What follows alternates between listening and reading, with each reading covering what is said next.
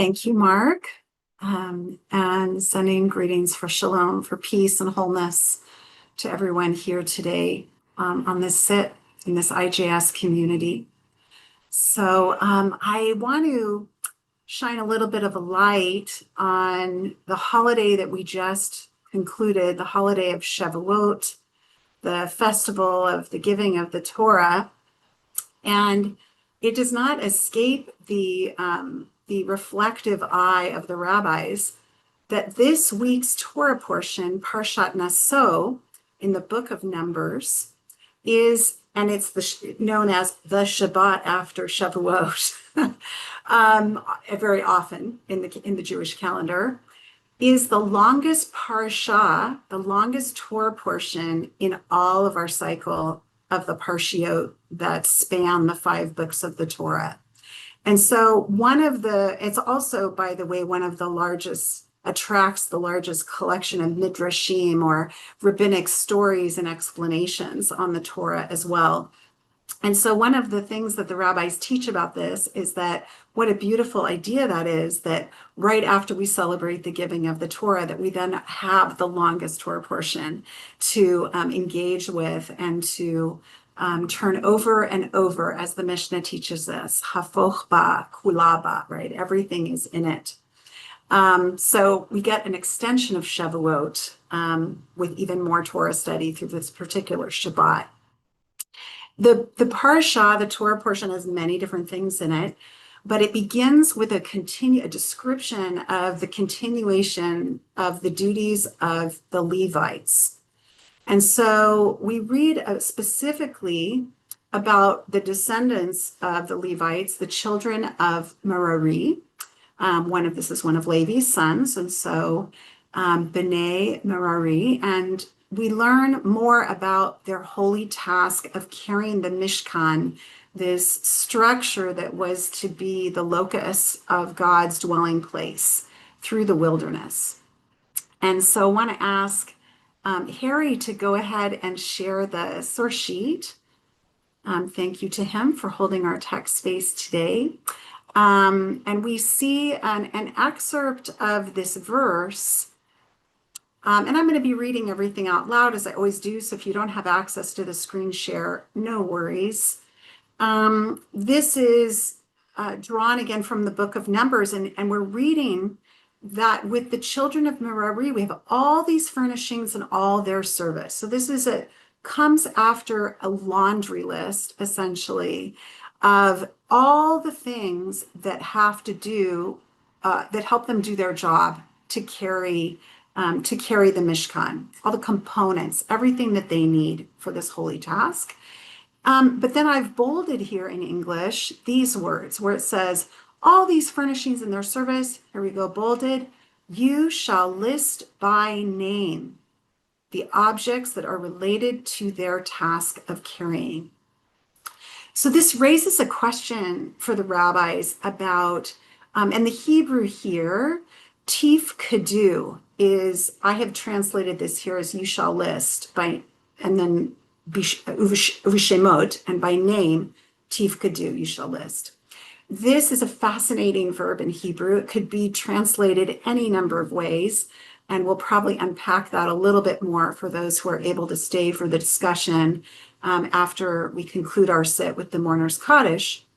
But literally, there is this idea that listing these things by name is very, very important. And we're going to see that through the eyes of a Hasidic commentator known as Degel Mechaneh Ephraim, that he's going to tie this verse in with teachings from the Talmud and then take it one step further and with the Hasidic lens into a very personal meaning for us. So he teaches that in the Babylonian Talmud, we learn that the ark carries those who carry it. Now, I just want to pause there to give us a chance to process that a little bit. This idea that we might approach something as an arduous task, right? Like, the sons of Merari need to carry this ark. It's heavy, it's arduous, involves physical labor, it's not easy. And yet, the Talmud here is teaching us that as much as we carry something holy or precious, it also, that holy task has something to give back to us, that we are, in a sense, also carried by the ark. There is a great spiritual light in this ark. The children of Merari didn't suffer in carrying it because of the spiritual nature of the ark itself. So there was something tangible, there was something tachlis, something that you could grasp about this ark that our commentators teaching us infused the people who were accountable for schlepping it. So it's a beautiful, beautiful idea. The ark carries those who carry it.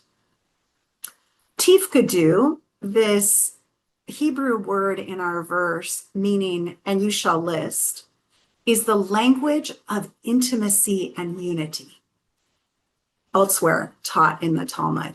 Now, how many of us think of lists as being anything about intimacy and unity? But yet here, our commentator is teaching that when you make that list of things that are precious or holy in getting a precious or holy task done, but that in itself is an act of intimacy and unity. And so, he continues, God connects the children of Merari to the spirituality in the names of the tools of service for carrying. And by the means of this naming, they will be able to bear the ark. So Harry, you can go ahead and take the source sheet down. Thank you for sharing that with everyone. So in this remarkable teaching, we have yet another example where our Hasidic teachers are helping us elevate the everyday to a different level, a different spiritual awareness, right? That even in the act of schlepping, even in the act of listing, even in the work involved in that there's a part of us that can be fed or named through that. I'm sure I'm not the only one here today thinking that, Rabbi Leider, there are some burdens in my life that aren't really feeding me right now, right? Or I'm not feeling that it's giving back to me in the same way, right? As described so kind of beautifully and eloquently in this commentary. But I wonder if this commentary is inviting us into exploring that, into exploring, can we come to a place in our life with certain things where we might say, it's not only that I'm carrying this, but this is carrying me. That this might be a person, it might be caregiving in our lives, it might be something physical, such as the ark, that is infused with holiness, or that we have an opportunity to become aware of the holiness in that. So I invite you into that prospect as you let the breath flow in and flow out, of course, as it's been doing even before I invited you to do so. And the other image or thought I would share before we go into this is, into our sit, is I sometimes find that when I'm meditating, and I'm not the only person to experience this, of course, the things come in and things go out. There's a list of things that might be enumerated in my sit, and what I'm invited to do is to name them, to touch upon them, and then let them go, and to trust that they will land on some list somewhere, somehow later. I'm not going to lose them by entering into this space with you all now, but that it'll be there for me when I emerge from this communal time of reflection, of quiet, of anchoring in the breath. Or if the breath is not accessible to you, anchoring in where your body touches the ground or touches a chair or the couch, or your feet on the floor, or your feet crossed under you where they might tuck under your thighs. Whatever aspect of our physical nature that we can tap into as an anchor for the sit, and to see that list maybe come in and go out, and to hold it with compassion and tenderness, and see it as something that will lead us to holiness after we sit. So with that, I invite you into this period of quiet. We'll sit for about 12 minutes, 13 minutes or so, and I'll bring you out of the sit with the sound of my voice before we conclude with the mourner's Kaddish.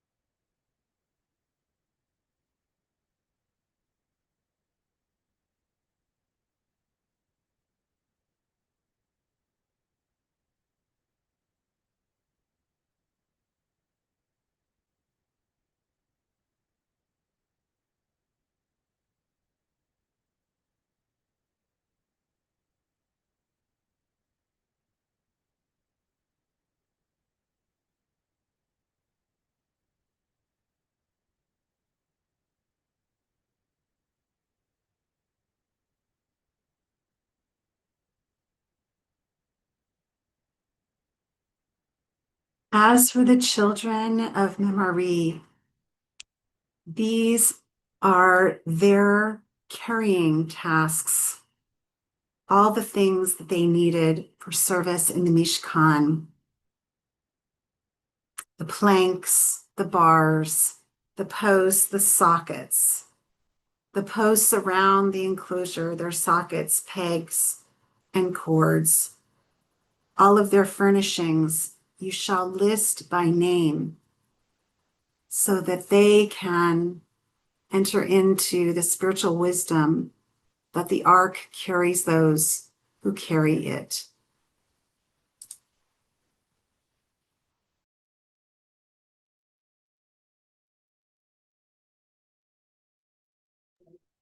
Thank you so much, Susan. A beautiful practice today, and we seal it as we do each day. Those of you who are in mourning, observing a yard site, if you're accustomed to join in the mourner's Kaddish, you're invited to do so and put the name or names of those you're honoring today in the chat now or after you recite Kaddish. And if you're not reciting Kaddish, we ask, please stay present for just a few more moments to support those who are. And if you're reciting Kaddish, please join me by rising in body or in spirit, and you can unmute at this time. Yitkadal,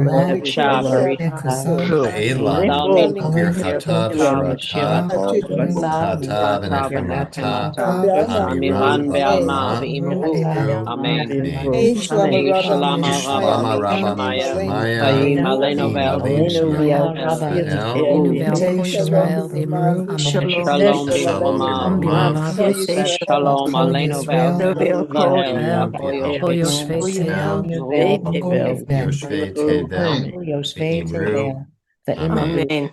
Amen. Amen.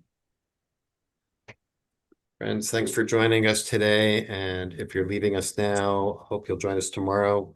Always beautiful to prepare and sit into Shabbat together. And we'll be led by Dr. David Gottlieb of Spertus Institute, who's just a beautiful Jewish mindfulness meditation teacher.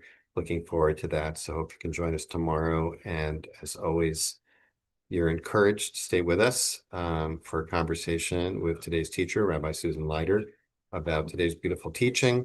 And if you have a question you'd like to ask Susan, please put it in the chat, preface it by writing question, all in caps, and I'll try to work that question into our conversation. Susan, thank you so much. Really that this Torah today, this wisdom is really, I think, I'm just very excited actually, like to dive into this a little bit. I am a big fan of looking at the shoresh, the Hebrew root of words, and getting at like what the, one of the beauties of Hebrew for those who have a little facility, and you don't have to have a lot of facility with it either, by the way, is to realize, the kind of ambiguous or spaciousness of the meaning of words. So that word that you zeroed in on, and that the Degel Machane Ephraim zeroes in on, has the root pei kuf daled, and I think it has such a range of meanings, and I think it's for people for whom it might ring a bell. It may ring a bell because for those who include the Imahot in the Amidah, the central prayer of Jewish liturgy, the first bracha, the first blessing in a lot of prayer books ends with describes God as Poked Sarah, who remembered Sarah, which is related to the passage in the Torah, which is the Rosh Hashanah, Torah reading on Rosh Hashanah on the first day of God remembering Sarah. So that piqued my interest right away. Like, what is that? So I have to admit that while you were teaching, I took a look at it, the Brown Driver Briggs online, You are which, cracking me up because that is the last thing I did before I logged on today. I all better right, we're better gonna known as the BDB. BBB. All right, we're really geeking out Yes. here. Apologies to those who might, but we will make this accessible. BBB Yes. is Lexicon of Biblical Hebrew, and first of all, it indicates every place in the Bible where a word is used, and it also breaks down the meaning of the root. And really, I just wanted to, I guess, to cut to the chase. It struck me that it's a word that here you could see I put in the chat. Did I put it in the chat? Yeah. Like here's a variety of range of meanings of that root: to attend to what am I my Muster. muster, which is not a word we use much in English. Remember, reckon, visit, punish, appoint, look after, care for. So that gives you an idea. That's like quite a range, right? But the one that really hit me was attend to. And so Mm. here, I'm just going to repeat back. Here's the Torah I got from Rabbi Susan Leider via the Dego Machane Ephraim today, that if we actually, and it's a beautiful mindfulness lesson, if we deeply attend to the subject of what we are, quote, carrying, then actually what we might experience as a burden or something that's weighing on us actually paradoxically can elevate us and lift us up. And so I just loved that word could be synonymous with mindfulness, to attend to, not just pay attention to it, but really attend to deeply. And I'm just going to add one more thing, if you allow me the prerogative here, um, where I went in my little daydream during sitting, which, happens to all of us, is thinking about cleaning up my apartment last night in preparation for the cleaning person coming today, which is a task that I really don't enjoy. I don't enjoy picking up in order for somebody else to clean, although I feel like it's really a good thing to do and respectful of the person who's cleaning. And it struck me that that which I experience as a burden and that I can feel resentful about or annoyed by, actually, that mundane act could be something that actually lifts me up if I do it with intention and love. So that doesn't mean it's easy to do that, but it just struck me that all the things that we do in our lives that are on our, quote, to-do list, um, uh, that we're responsible for, if we bring this kind of awareness to it, potentially those things can lift us up instead of weigh us down. So am I, first of all, uh, on track with what you were offering? Is that where you were going with this? So many ways. And I love that you picked up on attend, Mm-hmm. that we have to attend by name to these things that are listed in the Torah. Mm-hmm. And the challenge of choosing a word, I spent at least 25 minutes like debating how to translate the word today into English, because attend is so beautiful, and yet in the pshat, in the simple meaning of the Torah text, it wouldn't have worked. Mm-hmm. And list isn't quite perfect either. So Mm-hmm. I'll just lift up that the biblical scholar Robert Alter decides to use reckon throughout as his translation. And what he argues is that reckon includes all of these meanings. Like it encompass, and I couldn't quite get there. All apologies to Dr. Alter, which is why I didn't use reckon. But this root that Mark is lifting up appears a bunch of places in like all over this Torah portion. And so I don't know. Attend is the most, it's like you list in order to attend. You name in order to attend. It's beautiful. Yeah.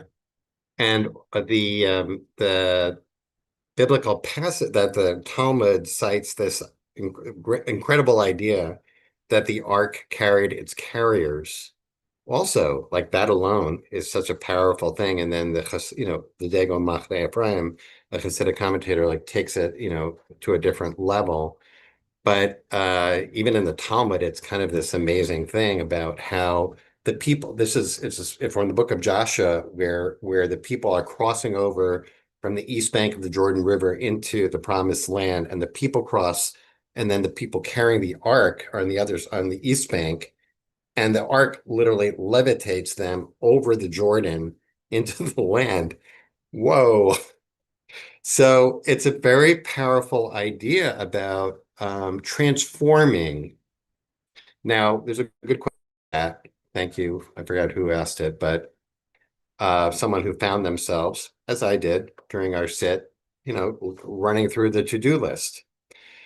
For me, that teaching helped me notice, yeah, this is, the to-do list is always circulating.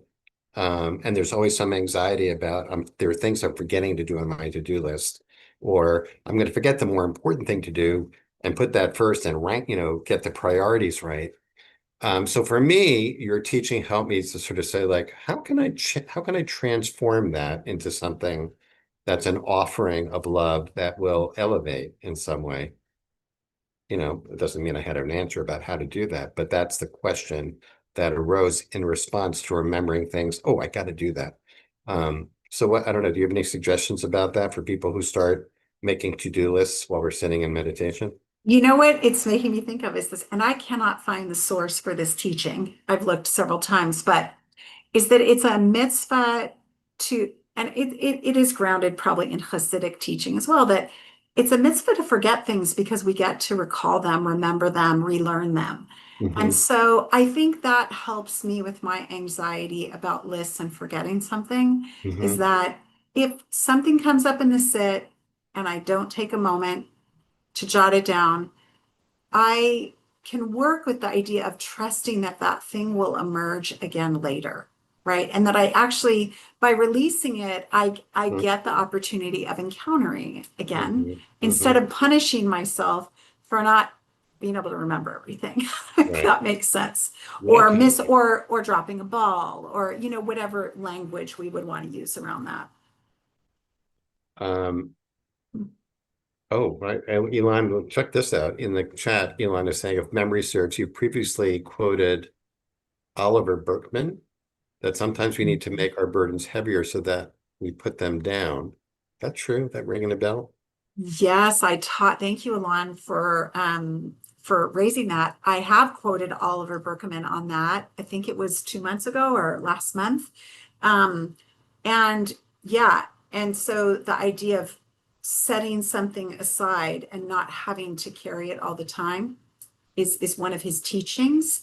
The other one that came to me today, but I didn't include it on the list, an Oliver Berkman teaching, is he has a very strong opinion that you should, on your lists, you should actually move things from one side to the other when you finish it. Because his argument is that we get so burdened by the length of the list and by the idea that there's always more to do than what we can get done, that we don't stop and just rejoice in what it is that we actually did get done. So it's a slightly different teaching than where I went today, but Oliver Berkman's never quite far from my mind.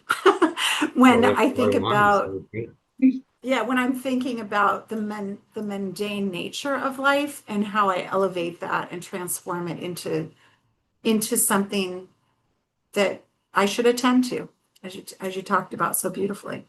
Yeah, that's great. So many wonderful comments in the chat. So I encourage people to scroll through. Pauline is asking a question.